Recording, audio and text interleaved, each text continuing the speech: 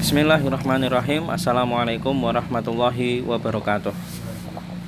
Waalaikumsalam warahmatullahi wabarakatuh. Innal hamdalillah nahmaduhu wa nasta'inuhu wa nastaghfiruh wa na'udzu billahi min syururi anfusina wa sayyiati a'malina. Man yahdihillahu fala mudhillalah wa man yudlil fala hadiyalah.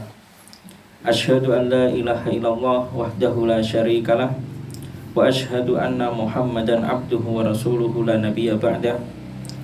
Allahumma shalli ala Muhammad wa ala ali Muhammad kama shallaita ala Ibrahim wa ala ali Ibrahim wa barik ala Muhammad wa ala ali Muhammad kama barakta ala Ibrahim wa ala ali Ibrahim fil alamin innaka Hamidum Majid.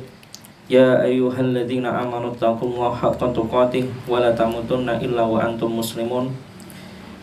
Fa inna asdaqal hadits kitabullah wa khairal hadyi hadyu Muhammad sallallahu alaihi wasallam wa syarrul umur muhdatsatuha wa kullu muhdatsatin bid'ah wa kullu bid'atin dhalalah. Amma ba'du. Pembahasan kita membahas tentang kitab Fathul Majid karya Syekh Abdurrahman Hasan Al-Syaikh. Ini lanjutan kajian Fathul Majid. Mungkin ini sudah pernah dibahas, tapi kita ulangi lagi, mengulangi dari tema terakhir yang pernah kita bahas, itu terakhir sampai bab al-khauf minasyirik, takut terhadap kesyirikan. Wa qaulullah azza wa jalla, dan firman Allah azza wa jalla, innallaha la yaghfiru ayyushraka bih, sesungguhnya Allah tidak mengampuni ayyushraka bih, dosa atau perbuatan menyekutukannya, syirik, mensyirikkannya, melakukan kesyirikan. Wa yaghfiru ma duna dzalika liman yasha, dan mengampuni yang selain itu, selain syirik. Liman yasha, liman bagi siapa yang Allah kehendaki. Saya ulangi ya. Innallah, sesungguhnya Allah, la yaghfiru ayyushraka bih, tidak mengampuni perbuatan syirik, menyekutukannya. Wa yaghfiru ma duna dzalik, dan mengampuni selain itu, selain syirik. Liman yasha, bagi siapa yang Allah kehendaki. Jadi pembahasan ini di dalam kitab Tauhid, kemudian disyarah oleh cucunya yaitu Abdurrahman Hasan Al-Syaikh rahimahumullah. Di sini maksudnya, intinya itu ingin menanamkan ke kita, menjelaskan kepada kita bahwa syirik itu sesuatu yang sangat menakutkan, bahaya. Syirik itu sesuatu yang sangat berbahaya. Itu intinya di situ.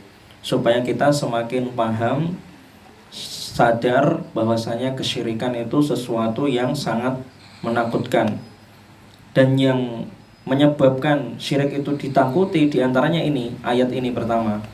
Allah berfirman, Allah menegaskan bahwasanya perbuatan syirik itu tidak diampuni Allah Subhanahu wa taala. Maka itu di dunia ini amalan yang paling menakutkan itu amalan syirik, karena ini, ayat ini. Karena sebab ayat inilah perbuatan syirik itu adalah perbuatan yang paling bahaya, kan itu. Kalau sampai melakukan kemudian mati tidak sempat bertobat, maka kena ayat ini, la yaghfiru, Allah tidak akan mengampuni orang yang melakukan kesyirikan. Wa qala al-Khalil wa yaghfiru ma duna dzalik, dan mengampuni selain itu, maksudnya apa? Selain dosa syirik, yaitu dosa besar maksudnya. Jadi yang belum bertobat atau yang melakukan perbuatan dosa besar belum bertobat kemudian meninggal, kena ayat ini, ya kan? Paham enggak? Jadi pelaku dosa besar, pelaku zina, pelaku riba, pencuri, peminum khamr, pembunuh. Jadi dosa-dosa besar itu dosa-dosa yang dijelaskan ancamannya di dalam Al-Quran. Kalau dia meninggal belum sempat bertobat, maka kena ayat ini, Tapi bagian yang mana? Bukan yang layak fir, tapi bagian yang wayak firu maduna zalika, dan Allah akan mengampuni selain dosa syirik, yaitu Allah akan mengampuni dosa-dosa besar yang tidak sampai syirik, kan gitu maksudnya gitu. Tapi tetap apa? Ada syarat liman yasha, bagi yang dikehendaki Allah, kan itu. Maksudnya itu apa? Bagi yang dikehendaki Allah itu maksudnya gini. Jadi dia bagi orang pelaku dosa besar, selama dia belum tobat kemudian meninggal, maka hukumannya terserah Allah, kan itu. Mau Allah ampuni itu terserah Allah, kan itu. Bisa diampuni. Kita yakin itu juga bisa diampuni oleh Allah, dan juga bisa dihukum oleh Allah, dan itu terserah Allah, kan itu. Gitu maksudnya. Wa qala al-Khalil, siapa itu Khalil? Dan berkata al-Khalil alaihissalam. Al-Khalil itu apa? Siapa? Nabi Ibrahim alaihissalam. Khalil itu ada dua, Khalilan, kan itu. Nabi Ibrahim dan Nabi Muhammad sallallahu alaihi wasallam. Tapi yang lebih dimaksud itu Khalil itu adalah Nabi Ibrahim alaihissalam. Wa junubni wa baniya anak budal asnam. Nabi Ibrahim ini juga menjelaskan, Nabi Ibrahim itu juga takut, kan itu. Amalan yang paling ditakuti Nabi Ibrahim itu kesyirikan, dan kesyirikannya ditafsirkan di sini, dijelaskan. Wa junubni, jauhkanlah aku ya Allah. Berdoa, Nabi Ibrahim berdoa. Mungkin kalau orang awam, orang sekarang, realita zaman sekarang, berdoa mungkin mintanya mobil, kan itu. Mintanya rumah, pekerjaan. Tapi kalau orang yang bertakwa, orang alim, semakin alim, yang diminta bukan itu kepada Allah. Nomor satu yang paling ditakutkan ya ini, wa junubni, jauhkanlah aku, wa baniya, dan anak-anakku, keturunanku, anak Buddha, perbuatan menyembah al-asnam, patung-patung, itu perbuatan syirik. Jadi syirik yang tadi dosa paling berbahaya itu dijelaskan di sini, di ayat ini. Yang dimaksud syirik itu ini, menyembah patung-patung. Asnam itu, yang masuk asnam itu banyak nanti pembahasannya, penjelasannya yang termasuk di asnam. Nanti insya Allah dibahas di pertemuan berikutnya, atau insya Allah nanti dibahas sendiri tentang ini. Wafil hadis, kemudian di hadis kan itu dijelaskan, akhwafu ma akhafu alaikum. Rasulullah bersabda sallallahu alaihi wasallam, hal yang paling aku takutkan, hal yang paling menakutkan, ini Rasulullah sendiri kan itu. Tadi Nabi Ibrahim, ini sekarang Rasulullah. Hal yang paling menakutkan, ma akhafu alaikum, yang aku takutkan akan menimpa kalian, itu apa? Asyirku al-asghar, syirik kecil, kan itu. Syirik kecil itu maksudnya gini, syirik kecil atas syirik kecil aja sudah paling menakutkan, kan itu. Rasulullah Shallallahu Alaihi Wasallam, syirik kecil itu sudah sangat menakutkan, apalagi yang syirik besar, kan itu. Kenapa coba? Syirik kecil itu kenapa sangat ditakutkan Rasulullah akan menimpa umatnya Nabi Muhammad? Karena itu memang penyakit yang mudah menyerang umat-umatnya Nabi Muhammad. Pernah dijelaskan di hadis itu, mujahidin, kan itu nggak jadi masuk surga, diseret masuk neraka karena perangnya pengen mendapatkan gelar, kan itu, sebagai pemberani, pahlawan, kan itu. Orang alim, pembaca Quran, nggak jadi masuk surga, diseret masuk neraka karena apa? Pengen disebut ustadz, pengen disebut qori, alim, kan itu. Hanya pengen terkenal gitu maksudnya, kan itu. Kemudian orang dermawan, suka sedekah, kan itu, tidak jadi masuk surga, diseret masuk neraka karena apa? Pengen disebut orang yang paling dermawan, bahwasanya aku adalah orang yang dermawan, kan itu. Akhirnya ya itulah, itu yang dimaksud. Makanya Rasulullah bersabda tadi seperti itu, hal yang paling Rasulullah takutkan akan menimpa umat Nabi Muhammad, umatnya, kan itu, yaitu adalah syirik kecil. Fasoila anhu, kemudian ditanya kepada Rasulullah, maka Rasulullah menjawab, yaitu adalah riya. Kemudian kenapa coba syirik ini kecil? Syirik kecil paling ditakutkan kenapa? Karena nyerangnya itu halus, kan itu, halus sekali, gak ketoro gitu istilahnya, gak nampak gitu loh.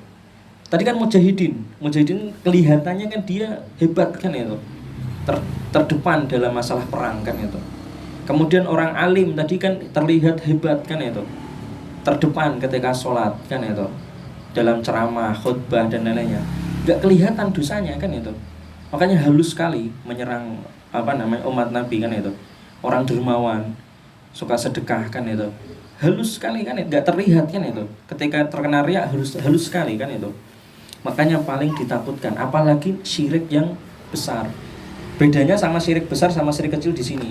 Kalau syirik kecil itu halus sekali, tidak nampak, susah sekali diketahui kan itu. Tapi kalau syirik besar kan itu lebih mudah diketahui kan itu. Kecuali apa? Syirik besar itu yang susah ya syirik hati itu.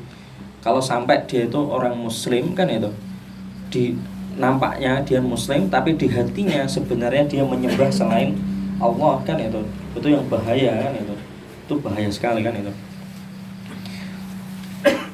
Pertanyaannya sekarang, syirik kecil itu kekal di neraka enggak? Dosa syirik kecil menyebabkan kekal di neraka enggak? Hah? Apa? Enggak, kan itu betul. Syirik kecil itu tidak menyebabkan kekal di neraka. Jadi kayak riya tadi, masuk neraka tapi enggak kekal di neraka. Dihukum Allah tapi enggak kekal di neraka kan itu. Yang kekal itu yang tadi syirik besar, itu yang kekal kan itu. Makanya tadi pas bab riya itu mujahidin tetap disebut mujahidin kan itu. Kemudian orang alim kan itu tidak disebut orang kafir kan itu. Tidak disebutkan orang kafir. Kemudian hadis berikutnya an Ibnu Mas'ud radhiyallahu an. Dari Ibnu Mas'ud radhiyallahu an, anna Rasulullah sallallahu alaihi wasallam bersabda, man mata, barang siapa yang mati, wa huwa yad'u min dunillah, dan dia mati dalam kondisi berdoa kepada selain Allah, nid, dan sebagai penanding untuk Allah, dakhalan nar, maka dia masuk neraka kan itu. Jadi hadis ini tuh menjelaskan ayat tadi juga kan itu. Syirik kan itu yang tidak diampuni oleh Allah kan itu adalah berdoa kepada selain Allah atau meminta kan itu. Seperti doa pokoknya mirip kan itu, minta rizki misalkan itu, minta rezeki kan itu, minta keberkahan seperti tadi, tapi kepada selain Allah. Jadi dia meyakini kakinya tadi siapa? Itu tadi ulama kan itu, ada sesuatunya yang bisa membawa keberkahan kan itu, atau mencegah keburukan kan itu. Meyakini seperti itu, maka dia jatuh ke perbuatan syirik yang tidak diampuni oleh Allah Subhanahu wa ta'ala kan itu. Wali Muslim, kemudian di riwayat Muslim dari Jabir radhiyallahu an, anna Rasulullah sallallahu alaihi wasallam qala, bersabda, man laqiya Allah, barang siapa yang bertemu dengan Allah itu mati kan itu, la yusyriku bihi syai'a, mati dalam kondisi tidak menyekutukan Allah dengan sesuatu, maka apa? Dakhalal jannah. Nah, itu makanya dipegang dengan kuat kan itu. Masalah tauhid itu penting sekali kan itu. Jangan sampai jatuh ke perbuatan syirik. Waman laqiyahu, dan barang siapa yang bertemu dengan Allah dalam kondisi yusyriku bihi syai'a, dalam kondisi menyekutukan Allah dengan sesuatu, maka apa? Dakhalan nar, masuk neraka. Ini hadis ini. Jadi hadis ini secara kalau dikumpulkan semua ini tadi, pembahasan ini itu menjelaskan ayat yang paling nomor 1 tadi kan itu. Yaitu ayat apa? Innallaha la yaghfiru ayyushraka bi, sesungguhnya Allah tidak mengampuni dosa syirik. Wa yaghfiru maduna dzalika liman yasha, dan mengampuni dosa selain dosa besar yang tidak sampai syirik, liman yasha, bagi siapa yang dikehendaki Allah.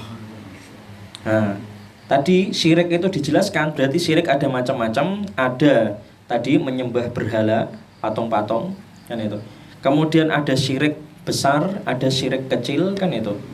Kemudian lagi ada syirik yaitu memohon rizki atau memohon kesehatan, kesembuhan kan itu kepada selain Allah kan itu. Seperti itu. Jadi menganggap selain Allah itu punya kekuatan super kan itu. Wes gitu gampangnya. Menganggap selain Allah, makhluk. Ada makhluk yang memiliki kekuatan super seperti Allah Subhanahu wa ta'ala, memiliki kekuatan yang mirip seperti Allah Subhanahu wa ta'ala. Kan itu. Seperti yang mendatangkan hujan, kan itu. Itu kan khusus Allah, kan itu. Ya kan? Menyembuhkan, kan itu. Mendatangkan rizki, melancarkan rizki, kan itu, dan lainnya seperti itu. Kemudian syirik yang, ya itulah, syirik dijelaskan di hadis tadi udah, intinya gitu, kan itu. Sekarang di pembahasan faedah dari kitab Fathul Majid, kan itu, di halaman ke-3. Faedah dari kitab Fathul Majid. Itu tadi kitab tauhidnya, kan itu. Pertama, apa maksud firman Allah? Allah tidak mengampuni dosa syirik, dosa menyekutukannya, dan mengampuni dosa selainnya, maksudnya dosa besar selain syirik, kan itu. Ibnu Katsir menjelaskan bahwa yang dimaksud la yaghfiru ayyusyraka bihi adalah tidak mengampuni seorang hamba yang bertemu dengan Allah dalam kondisi musyrik, mati dalam kondisi musyrik. Itu Ibnu Katsir menjelaskan seperti itu. Yang tidak diampuni Allah itu orang yang mati dalam kondisi musyrik, kan itu. Sedang wa yaghfiru maduna dzalik liman yasha, ini maksudnya adalah Allah mengampuni dosa-dosa bagi siapa yang dikehendaki di antara hamba-hambanya, dosa-dosa yang lainnya yang selain syirik, kan itu. Kalau akidah Khawarij, kan itu. Akidah Khawarij, ini akidah Khawarij berbeda dengan ini, kan itu. Akidah Khawarij meyakini pelaku dosa besar tidak diampuni Allah Subhanahu wa ta'ala, kan itu. Akidah Sunnah meyakini orang yang melakukan dosa besar itu diampuni Allah Subhanahu wa ta'ala bagi siapa yang dikehendaki Allah. Maksudnya bisa diampuni langsung atau bisa diazab, kan itu. Dan kita meyakini pelaku dosa besar yang tidak sampai musyrik, kan itu. Pelaku dosa besar yang tidak sampai musyrik, kan itu, tidak kekal di neraka. Meski masuk neraka, tidak kekal di neraka, kan itu. Jadi pelaku dosa besar yang tidak sampai musyrik, kan itu bisa diampuni langsung atau bisa diazab di neraka, kan itu. Kalau diazab di neraka, pertanyaannya apakah kekal? Berarti tidak kekal di neraka. Itu keyakinan Ahlus Sunnah wal Jamaah. Sedangkan kalau Khawarij, kan itu, pelaku riba, pelaku zina, pembunuh, ini akidah Khawarij. Kalau pelaku riba menurut Khawarij tidak diampuni Allah, kan itu, kekal di neraka. Pelaku zina, ya pelaku gini, orang Khawarij itu meyakini orang muslim yang melakukan riba itu tidak diampuni Allah, kan itu. Orang Khawarij meyakini orang muslim yang melakukan zina, kan itu, tidak diampuni Allah, kan itu. Sedangkan Ahlus Sunnah wal Jamaah meyakini mereka semua kalau masih muslim, ya, kan itu, tidak sampai musyrik, kan itu, mereka semua diampuni Allah, kan itu. Tapi apa? Bagi siapa yang dikehendaki Allah, kan itu. Enggak memutlakan, enggak terus kita mutlakan pasti diampuni, kan itu, enggak. Diampuni Allah, kan itu, bagi siapa yang dikehendaki. Kalau yang enggak dikehendaki Allah berarti apa? Diazab Allah, kan itu. Kalau diazab Allah masuk neraka, kekal enggak, kan itu? Tidak kekal di neraka, kan itu. Wallahu a'lam bishawab. Apa? Khawarij kita meyakini orang Khawarij itu orang Islam, kan itu. Masih memiliki harapan, kan itu. Punya iman, kan itu. Bagi siapa yang dikehendaki Allah diampuni, kan itu. Jadi Khawarij itu juga gitu. Kita meyakini orang Khawarij itu bagi siapa yang dikehendaki Allah diampuni, kan itu. Bagi yang tidak, kan itu, diazab, kan itu. Ketika diazab di neraka, tidak kekal di neraka. Wallahu a'lam bishawab. Itu kalau Khawarij yang tidak sampai kafir, kan itu, sampai tidak sampai musyrik. Intinya gitu. Kalau sampai musyrik ya tidak diampuni, kan itu. Kemudian faedah yang kedua dari kitab Fathul Majid, kan itu.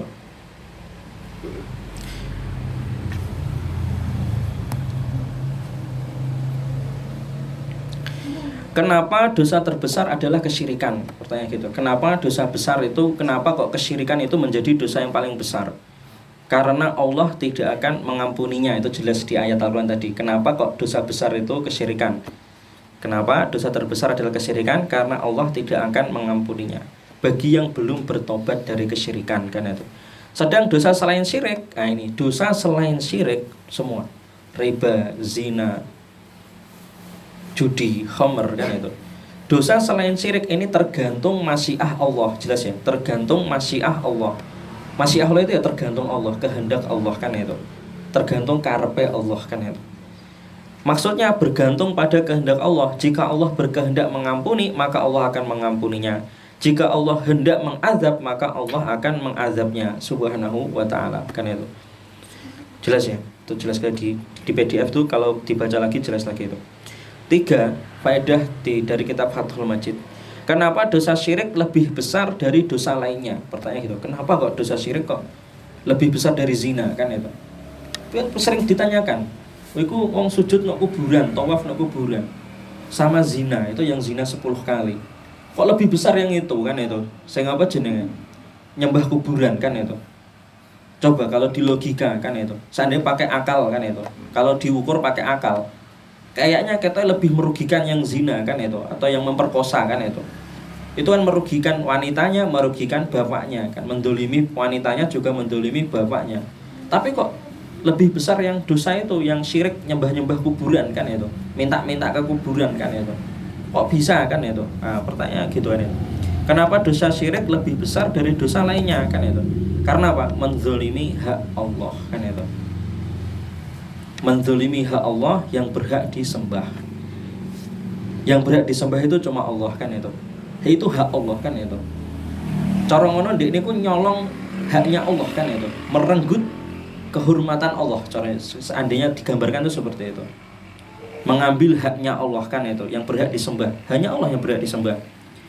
Dan juga kedzalimannya orang yang berbuat syirik itu menyamakan hak Allah dengan makhluk, kan itu.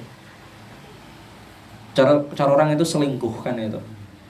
Disamakan Allah itu, saya cinta Allah, saya juga cinta ini, kan itu. Saya meyakini Allah itu menurunkan hujan, saya juga meyakini ini juga menurunkan hujan, kan itu. Ini dolimnya di situ, kan itu. Kayak menduakan, kan itu. Ya memang syirik itu menduakan, dan itu memang licik, kan itu, jelek, kan itu, jelek sekali, kan itu.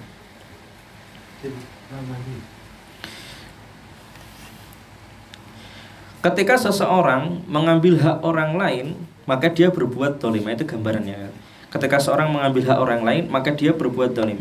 Ketika berzina, orang yang berzina, kan itu. Ketika berzina, maka dia mendolimi hak wanita dan juga hak bapaknya wanita itu, karena dia bapaknya walinya, kan itu. Dia mengambil, merenggut kehormatan anaknya, kan kudune kan yang sah harus pakai mahar, kan itu. Dan yang menikahkan kan bapaknya, kan olehnya. Nah, hak Allah itu lebih mulia daripada hak makhluk, kan itu. Wanita tadi punya hak, kan itu. Bapak tadi punya hak. Kemudian jenengan punya harta, itu haknya jenengan, kan itu. Ketika diambil orang, kan itu, jenengan mangkel, kan itu. Wanita tadi juga ketika diambil haknya, kan itu, wanita marah, kan itu. Bapaknya juga marah, harusnya marah, kan itu. Harusnya marah loh, kan itu. Tapi ini orang zaman sekarang ini anaknya dizina malah bangga, kan itu. Anaknya berzina malah bangga, kan itu. Anaknya pacaran sama cowok ganteng, kan itu.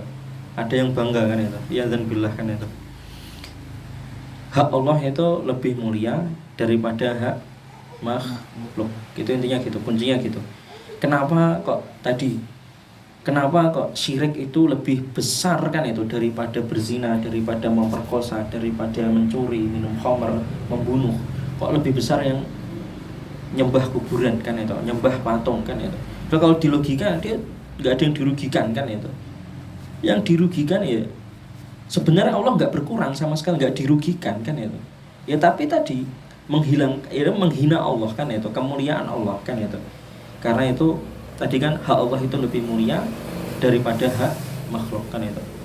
Ketika hamba mendolimi hak Allah, maka dia telah melakukan dosa besar. Allah Ta'ala berfirman, "Tsummal ladzina kafaru bi rabbihim ya'dilun." Nah, ini berdasarkan di ayat ini, demikianlah orang-orang kafir itu terhadap Tuhan mereka menyamakannya, maksudnya menyekutukan, menyamakan Allah dengan makhluk, kan itu.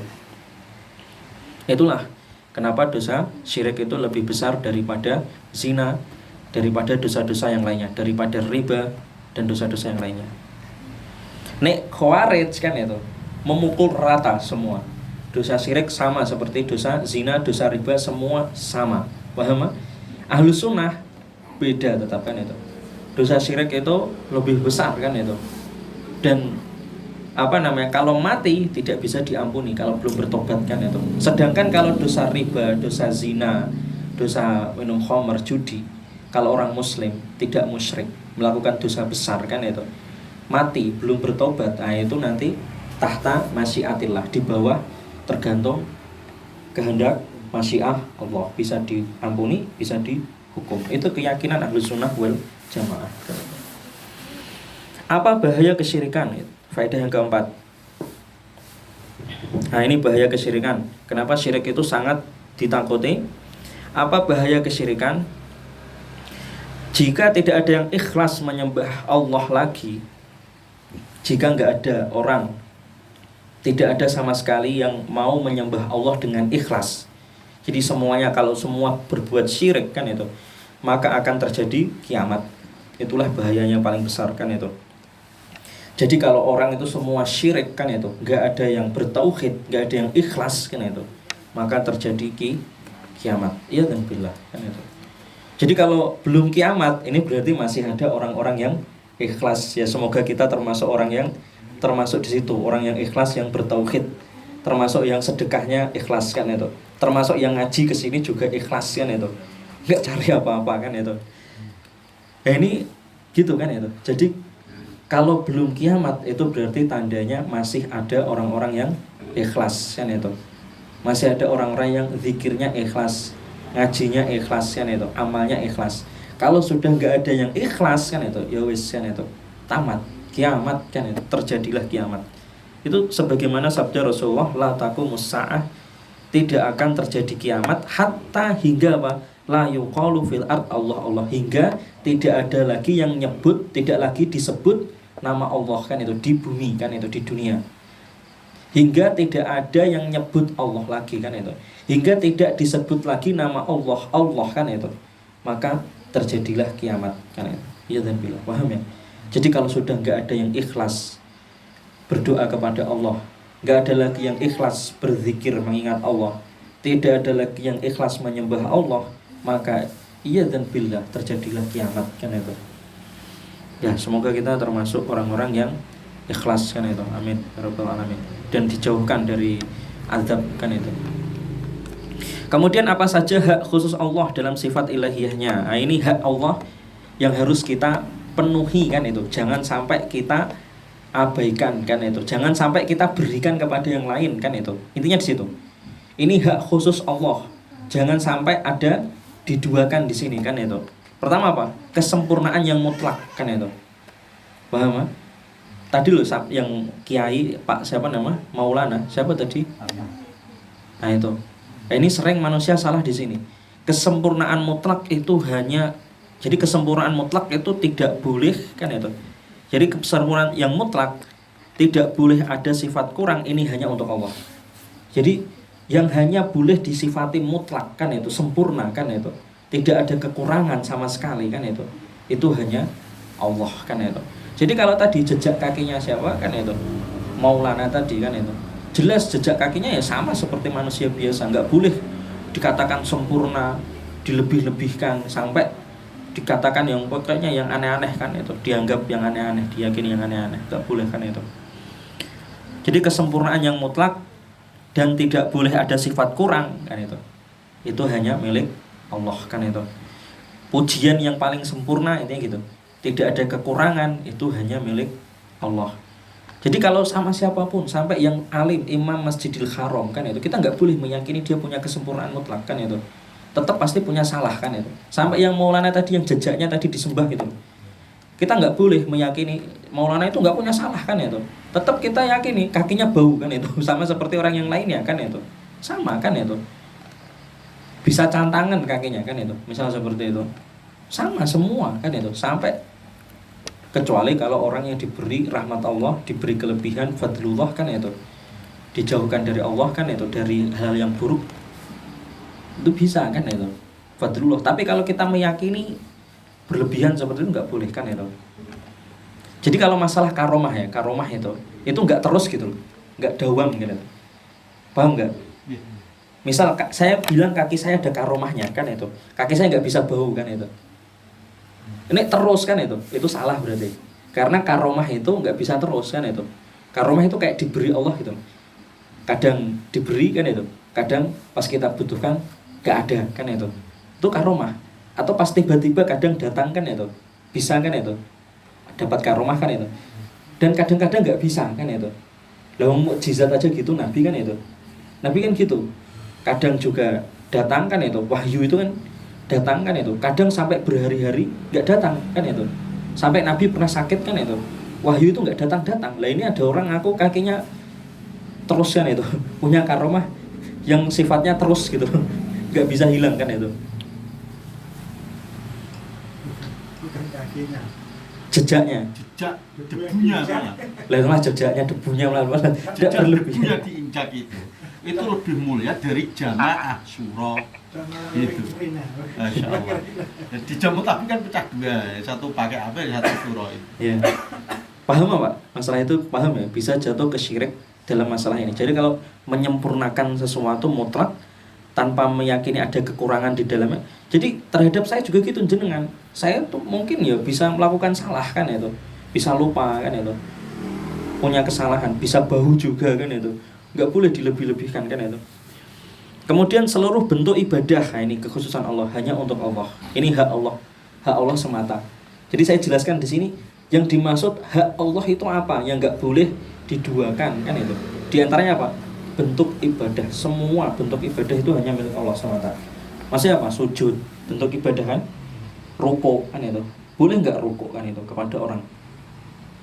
Boleh nggak rukuk sama orang kan itu? Hah? Nggak boleh kan itu. Sujud boleh nggak? Sujud kepada orang? Itu ikhtilaf itu sujud kan itu. Tapi yang benar nggak boleh kan itu. Kan ada yang sebenarnya nggak sujud. Kalau sujud benar, sujud nggak boleh. Masalah itu loh, mencium kaki kan itu. Nah itu yang ikhtilaf. Afwan kan itu. Afwan saya ulangi tadi kan. Nek masalah sujud nggak boleh kan itu. Kepada orang nggak boleh kan itu, rukuk nggak boleh. Yang diperdebatkan itu apa? Mencium tangan kan itu, kemudian mencium kaki kan itu yang diperdebatkan kan itu. Nah, kita nggak bahas itu dulu kan itu. Intinya seluruh bentuk ibadah itu hanya untuk Allah. Sujud, rukuk kan itu, kemudian menyembelih kan itu, menggorok kan itu, hewan kan itu hanya untuk Allah, nggak boleh ditujukan untuk saya mau menyembelih demi kamu kan itu, omongan bupati kan itu, karena habis diselamatkan, habis ditolong kan itu oleh bupati atau habis ditolong presiden kan itu, karena gitu bentuk syukurnya, terima kasihnya saya akan menyembelih hewan demi kamu kan itu, untuk kamu kan, nggak boleh kan itu.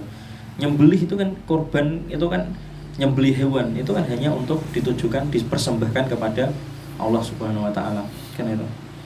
Kemudian apa? Roja, rasa harap, mengharap kebaikan, datang kebaikan, itu hanya Allah kan itu, untuk Allah. Khauf, rasa takut terhadap apa? Keburukan yang akan menimpa.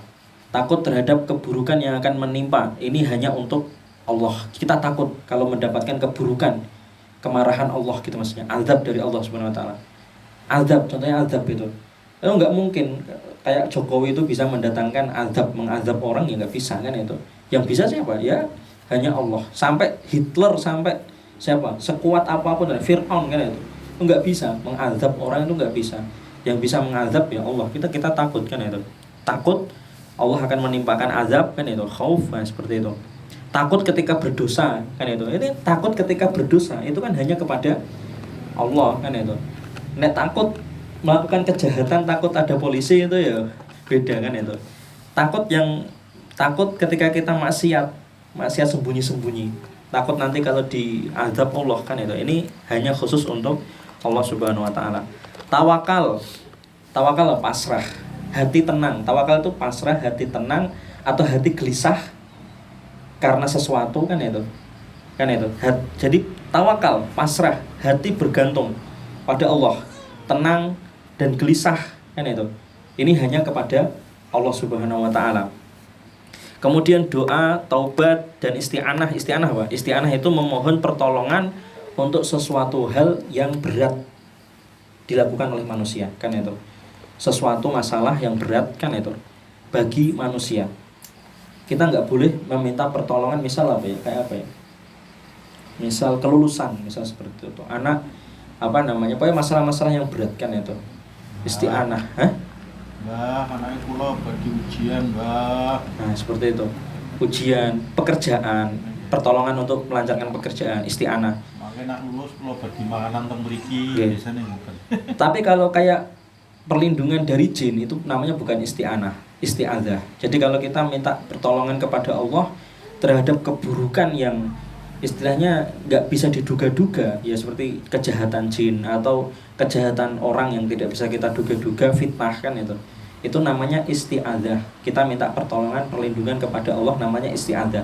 Tapi kalau isti'anah itu masih nyata, masih ketok, itu mesti mau menghadapi ujian kelulusan, kan itu, mau buka toko, kan itu isti'anah, minta kepada Allah, kan itu, minta pertolongan Allah, kan itu.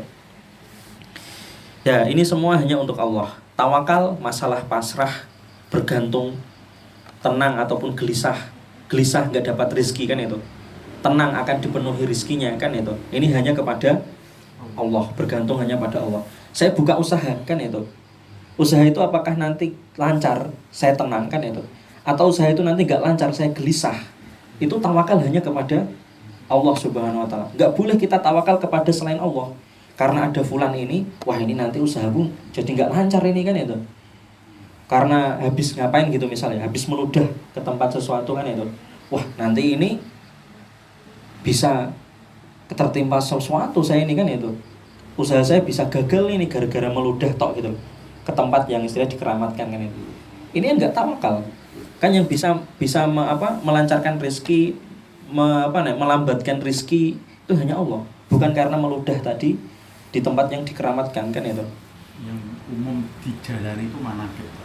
Jadi keyakinan mereka buka usaha, buka toko, bangun apa? Banyak yang masalah tawakal itu gini, masalah tawakal yang paling gampang itu gini, ada ketiban cecek atau di nabrak kucing mati, kan itu. Nah, di sini masalah tawakal situ, ada burung kuak.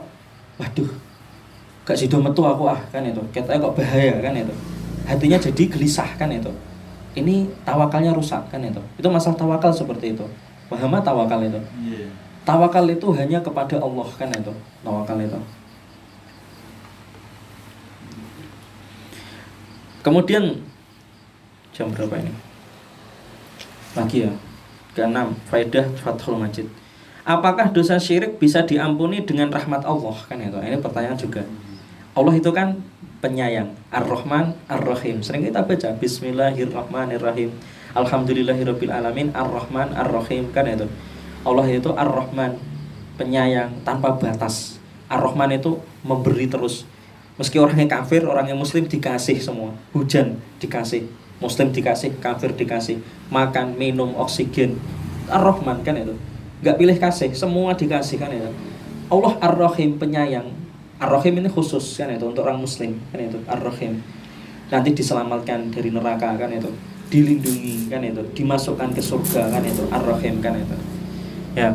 Apakah dosa syirik bisa diampuni dengan rahmat Allah? Karena Allah telah menetapkan untuk dirinya rahmat. Ada di firman Allah itu, Kataba Rabbukum ala nafsihi ar-rahmah. Allah berfirman seperti itu. Allah telah menetapkan, Tuhan kalian telah menetapkan untuk dirinya sifat apa? Ar-Rahmah, sifat penyayang, kan itu. Dan juga ada karena rahmat Allah melampaui kemurkaannya. Jadi ada hadis yang lain. Allah juga berfirman, kan itu. Sabaqat rahmati ala ghadubi, kan itu. Rahmatku itu melampaui kemurkaanku.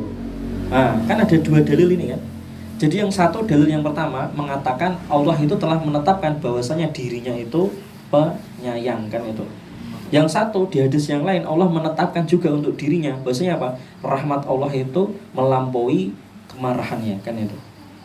Karena jadi apakah dari dua dalil ini, apakah orang musyrik, orang dosa syirik yang di neraka kekal itu bisa diampuni dengan rahmat Allah yang ini, kan itu? Bisa enggak, kan itu? Nah, ini dijelaskan.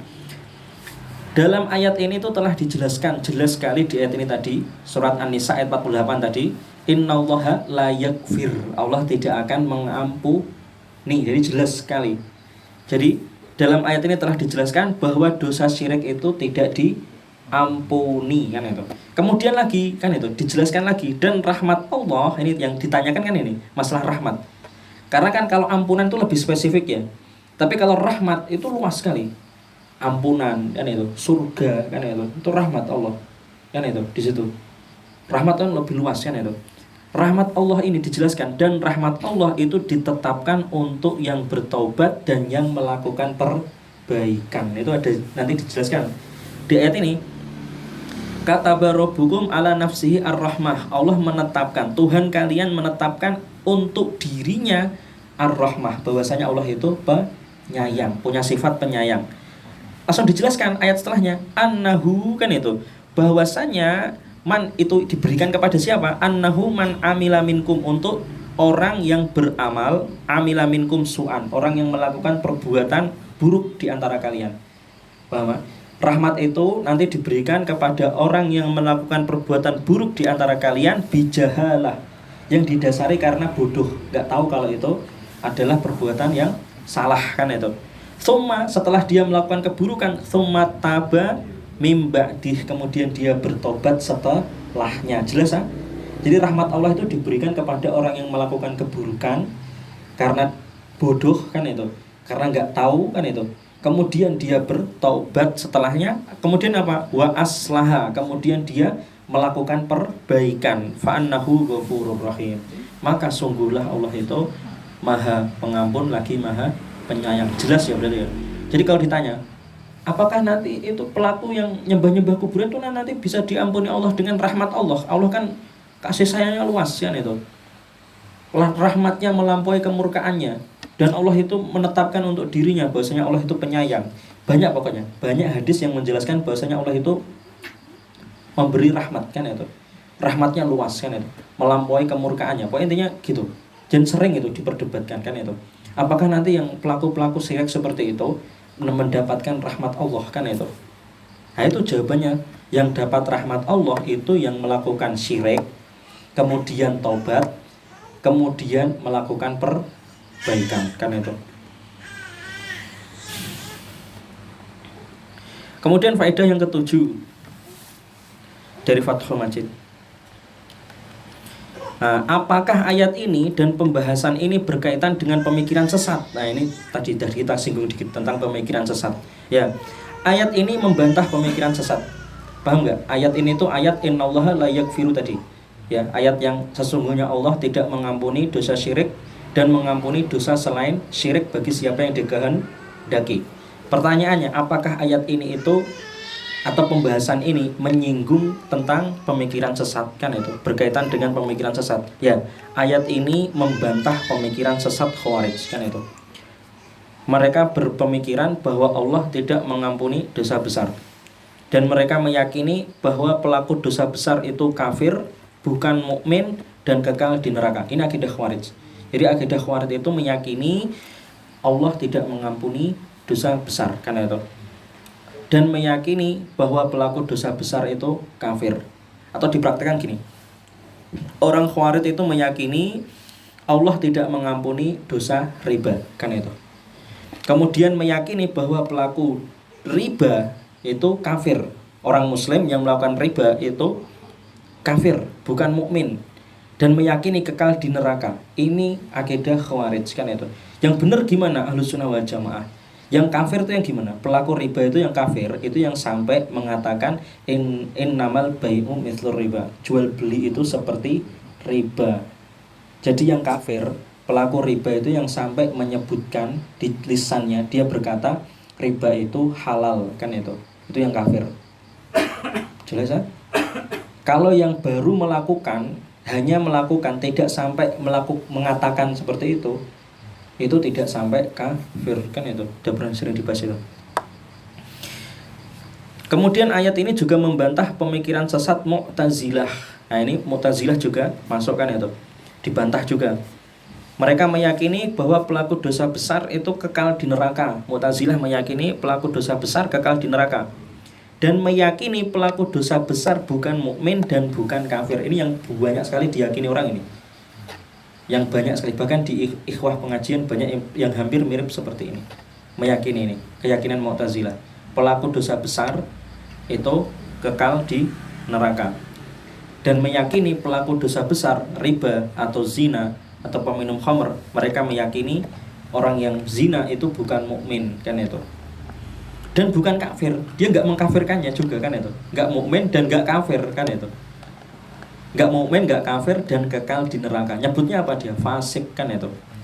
Ya kebanyakan ini, ada yang banyak yang langsung mudah mengkafirkan.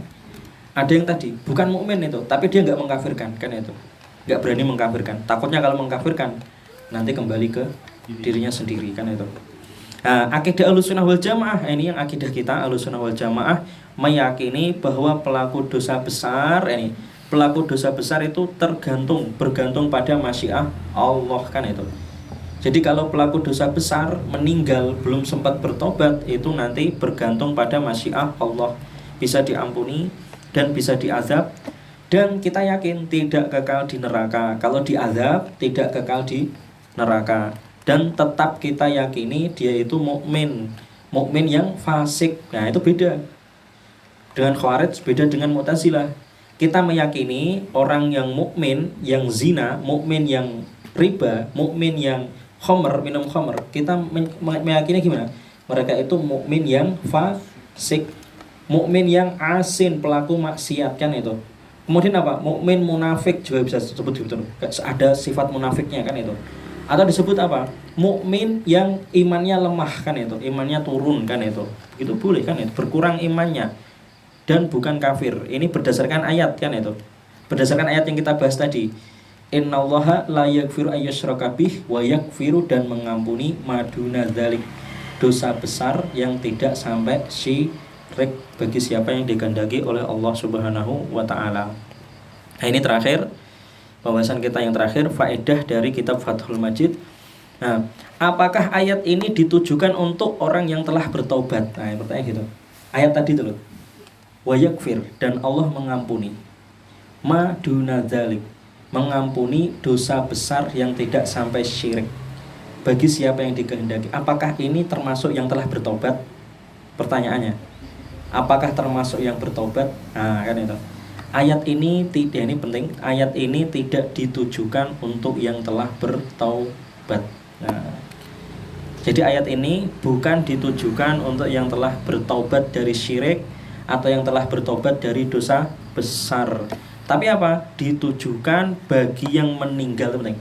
Ayat itu tadi An-Nisa ayat 48, Allah mengampuni dosa besar yang tidak sampai syirik bagi siapa yang dikehendaki. Ini ditujukan bagi yang meninggal dan belum bertobat dari syirik dan belum bertobat dari dosa besar. Jadi ayat An-Nisa tadi 48, innallaha la yaghfir, tidak mengampuni dosa syirik, wa yaghfir, dan mengampuni maduna dzalik, selain dosa syirik, kan itu, dosa besar selain syirik, kan itu, bagi siapa yang dikehendaki. Ini apa dimaksud? Orang yang meninggal belum bertobat dari syirik dan belum bertobat dari dosa besar. Sedang bagi yang telah bertobat dari syirik ini, bagi yang telah bertobat dari syirik dan dosa besar, ini ada ayat yang lain. Ada ayat yang lain. Allah Subhanahu wa taala berfirman, "Qul," katakanlah, sampaikan maksudnya. "Ya ibadi, wahai hamba-hambaku, alladzina asrafu ala anfusihim." Hamba-hambaku yang banyak dosanya, yang berlebihan terhadap dirinya. La taqnatu, janganlah kalian putus asa mir rahmatillah, dari rahmat Allah. Innallaha yaghfiru dzunuba jami'a, sesungguhnya Allah mengampuni semua dosa. Ini ada contoh itu. Ada ayat seperti itu. Innallah, sesungguhnya Allah mengampuni semua dosa. Itu bagi siapa? Bagi yang telah bertobat sebelum meninggal, kan itu. Jadi ayat yang ini Az-Zumar ayat 53, innallaha yaghfiru dzunuba jami'a, sesungguhnya Allah mengampuni semua dosa. Ini lebih umum dan mutlak untuk semua dosa, kan itu. Karena ayat ini untuk yang apa? Telah bertobat sebelum meninggal, bertobat dari syirik dan bertobat dari dosa besar, kan itu. Sedang ayat yang pertama yang kita bahas tadi panjang, kan itu lebih khusus untuk dosa syirik Dan lebih khusus untuk dosa besar. Karena apa? Karena dikhususkan bagi yang meninggal belum bertobat, belum bertobat dari dosa syirik dan belum bertobat dari dosa besar. Wallahu a'lam bishawab. Kesimpulannya tadi ada 2 ayat, An-Nisa 48 sama Az-Zumar 53 kan itu. Yang An-Nisa 48 itu menjelaskan Allah tidak mengampuni kan itu dosa kan itu. Yang Az-Zumar itu menjelaskan Allah mengampuni semua dosa. Pemahamannya gimana? Yaitu tadi penjelasannya. Yang An-Nisa itu bagi apa? Yang meninggal belum bertobat dari dosa syirik kan itu, dan belum bertobat dari dosa besar kan itu. Pakainya surat An-Nisa 48. Sedangkan kalau yang sudah bertobat sebelum meninggal, pakainya surat Az-Zumar ayat 53.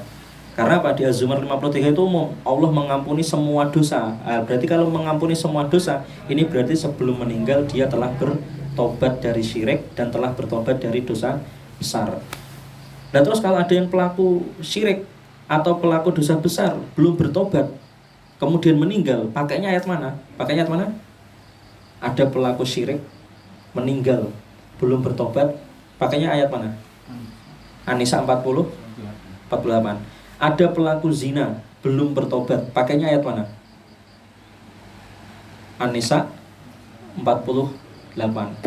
Kalau ada pezina sudah bertobat, ada pelaku syirik sudah bertobat kemudian meninggal, pakainya yang mana? Az-Zumar 53. Ya, insyaallah paham. Kita cukupkan. Subhanakallahumma wa bihamdika asyhadu an la ilaha illa anta.